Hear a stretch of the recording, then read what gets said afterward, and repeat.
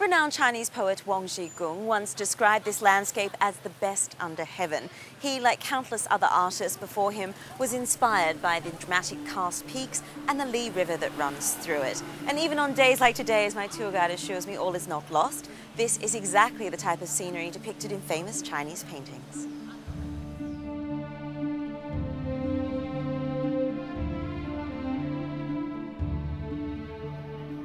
Come rain or shine, each day hundreds of boats crammed with tourists meander down the UNESCO World Heritage listed Lijiang River from Guilin to Yangshou. The layered limestone hills are what they've come to see, dramatic karst topography that's so iconic it's on the Chinese currency, the 20 yuan note. Last year, 1.8 million tourists took the 85-kilometre journey, passing formations with names like Yearning for Husband Rock. Then Mural Hill, a huge stone cliff that resembles a painting of 9 horses. And legend has it, if you can distinguish all 9, you are considered to be a smart and lucky person. Guilin has been named as one of the top 5 environmentally friendly cities in the country by the State Environmental Protection Agency, something the Tourist Board is keen to keep up. It's a far cry from the stories we often hear about China's lack of environmental awareness. Now, it does seem like the local authority here is committed to keeping this area clean. When we arrived, my Chinese colleagues received a text message on their mobiles advising them of the local tourist attractions, as well as to be mindful of the environment and make use of the natural resources.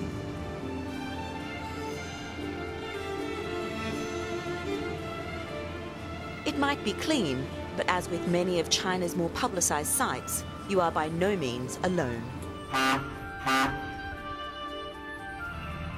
The tour ends at the 1,000-year-old town of Yangshou, where hundreds of tourists are disgorged into the hands of waiting touts and souvenir vendors.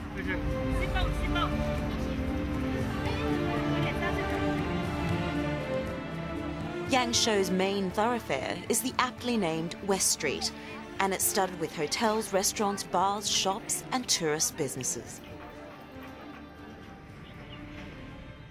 What's been your overall impression of Yangshou? I think it's lovely. I think it seems a bit like a place that used to be very Chinese and has now been westernized maybe a little bit too much. So how do you avoid the tourist trail? I tried by enlisting the help of a specialist high-end tour company to take me to a remote minority village.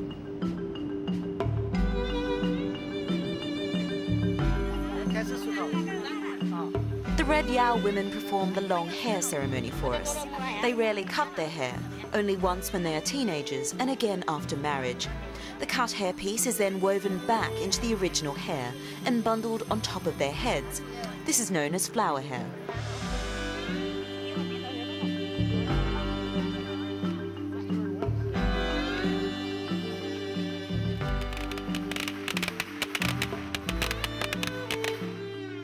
The oldest man tells us the story of his village. At the beginning, when we moved here, we were fighting off the wildlife. There were tigers and wolves eating the domestic animals like ducks and chicken.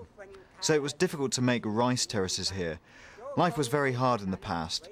After the liberation, the government gave us more assistance and our lives have improved.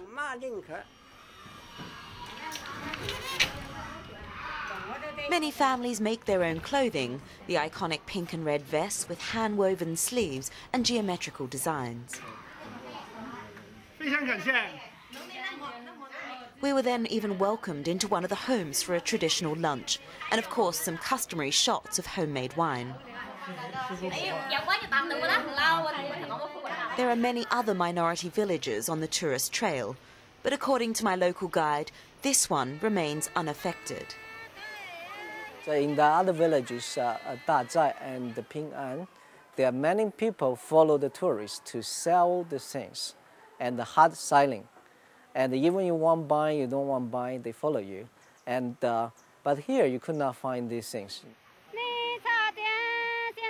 The key lies in finding a balance, finding some villages that are willing to embrace some tourism, learn a bit about the outside world. We will bring a tourist into a village and go through a ceremony in the village, take part in the school, take part in a winemaking program, all sorts of things, taking part in the village life, which I think the average tourist getting off the bus and just taking the photos from the hotel room doesn't get.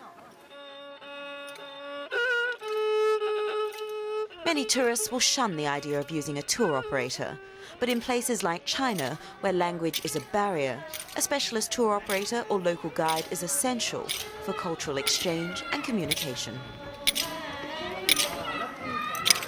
I think there is a niche now for the discerning traveler, and at the same time not to just go on a vacation, because most people now who have traveled have already done that. So a lot of the time there is a need to, they see what's going on, they want to give back.